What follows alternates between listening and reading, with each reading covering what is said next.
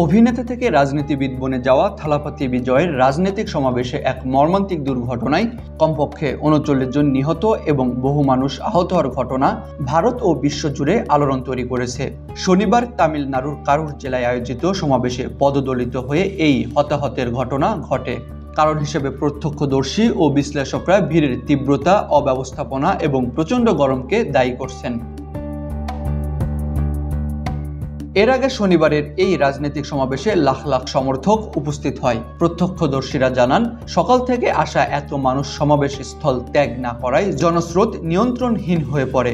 যখন বিজয় মঞ্চের দিকে এগিয়ে যান তখন তাকে দেখতে সবাই একসঙ্গে হুড়োহুড়ি শুরু করে। এই হুড়োহুড়ি ও ধাক্কাধাক্কিতেই মানুষ পদদলিত হয়ে অজ্ঞান হয়ে পড়েন। জানা গেছে, বিজয় রাজনৈতিক দল তামিলাগা ভেট্রি কাজাগাম সমাবেশ পরিচালনার জন্য দুপুর ১২টা থেকে বিকেল ৩:৩০ পর্যন্ত অনুমতি পেয়েছিল। তবে থালাপতি বিজয় সন্ধ্যায় সমাবেশ স্থলে আসেন এবং একটি খোলা ট্রাকে ভাষণ দেওয়া শুরু করেন। বিশ্লেষকরা মনে করছেন, এই বিলম্ব এবং বিজয়ের আচমকা আবির্ভাবের কারণে নিরাপত্তা ব্যবস্থা সম্পূর্ণ ভেঙে পড়ে।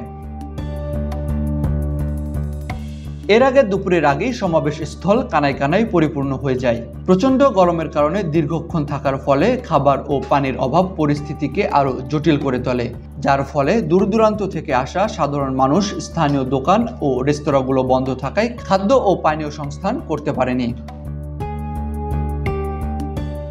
মর্মান্তিক এই ঘটনায় নিহত ও আহতদের পরিবারের প্রতি গভীর সমবেদনা জানিয়ে সরকারি ও ব্যক্তিগতভাবে অনেকেই আর্থিক সহায়তার ঘোষণা করে, যেখানে তামিলনাড়ু রাজ্য সরকার নিহতদের পরিবারকে ১০ লাখ এবং আহতদের ১ লাখ রুপি করে সহায়তার ঘোষণা দিয়েছে। অন্যদিকে বিজয় নিজেও সামাজিক যোগাযোগ মাধ্যমে পোস্ট করে নিহতদের পরিবারকে ২০ লাখ এবং আহতদের ২ লাখ করে অর্থ সাহায্যের ঘোষণা দিয়েছেন।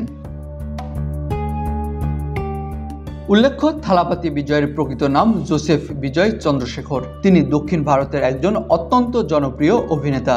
গত বছর রাজনীতিতে যোগ দিয়ে তিনি রাজনৈতিক দল টিভিকে গঠন করে এবং অভিনয় থেকে সরে দাঁড়ান। তার এই জনপ্রিয়তা এতটাই তীব্র যে রাজনৈতিক বিশ্লেষকরা মনে করছেন তার যে কোনো জনসভা এখন গুরুতর নিরাপত্তা ঝুঁকিতে পরিণত হচ্ছে।